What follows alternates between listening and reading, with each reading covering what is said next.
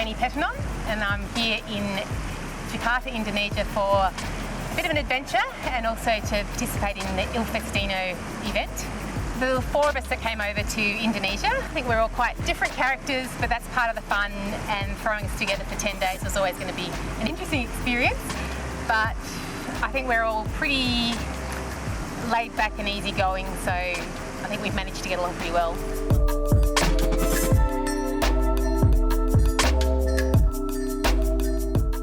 I mean, there were many reasons we were excited about coming to Indonesia, but I think for me, obviously taking part in the event, but also just connecting with the local cycling community.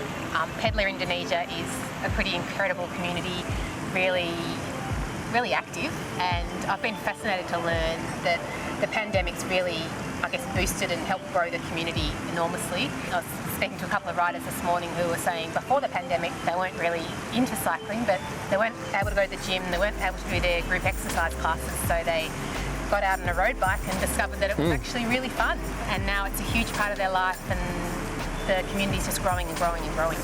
Yeah, and it's already got so many commonalities with the Melbourne cycling community, which has been decades in the making.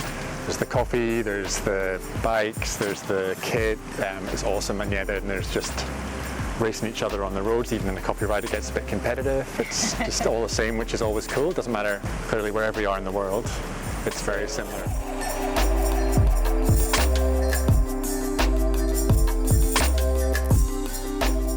As I think I've said it a few other times, the one big thing that did surprise me in the race was that we started with a lovely ceremonial 15-kilometre blackout neutral starts, which was lovely. Everyone was chatting and it was great atmosphere.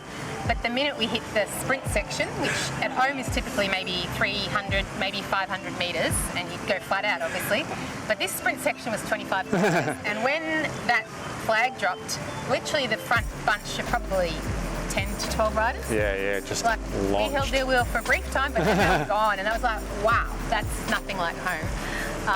A lot of really strong cyclists in that bunch.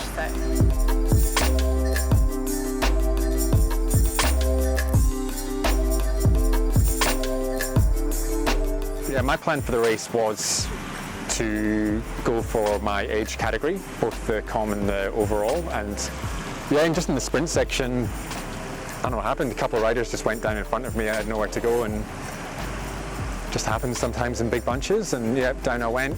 Feeling pretty sore. I didn't think I was going to get back on, but after they cleaned up my cut, I actually felt good, so I jumped back on, and obviously race over.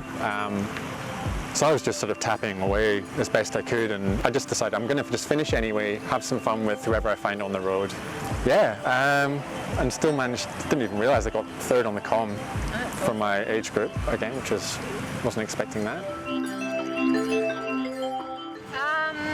Well, I ended up winning the women's division and also the quam. No, I didn't expect that. I knew I was strong enough to possibly podium, but I think like any race, I just go in there, I'm going to give it a crack and give it my best. I don't analyse it too much, but when the sprint group went, and I knew that IU, who's the Indonesian national road champion, was in there, she just went, I went, well, that's not surprising, and she will be the winner, so that's cool. I'll just keep going and see what I can do, hopefully win my age group maybe.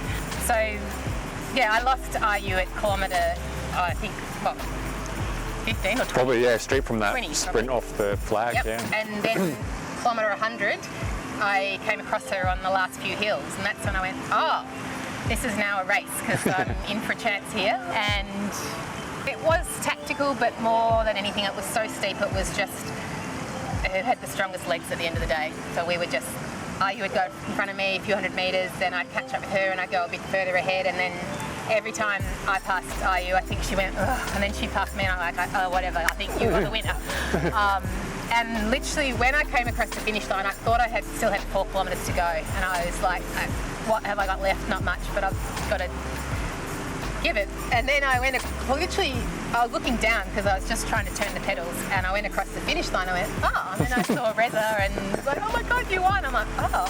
And I must say, I couldn't talk and I couldn't walk, and I just sat in the gutter for a good few minutes.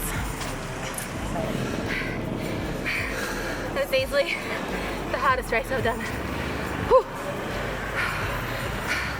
There's so much climbing, where it's really steep climbing, and the start of the race was like nothing I've ever seen.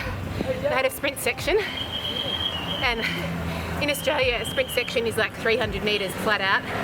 This was like 24 kilometres at, I don't know, 60 kilometres an hour, and I got dropped then. So I thought, oh well, contention for overall win is completely out of the picture, so I just concentrated on finding a good bunch and riding hard.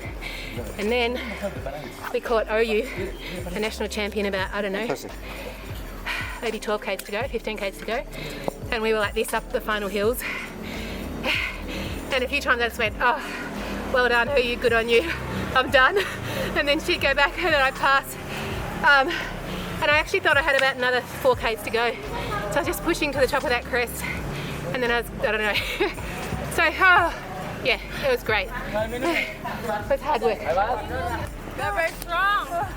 So are you. The real climber. You're a real sprinter. Nice fight, nice fight. Oh. Nice fight. The last kilometers, that's hurt. Big, I really thought I just want to get off my bike. Oh, The last kilometers, she beat me, so I'm so we were going hurt. like that, weren't we? I thought you were way, way, way ahead.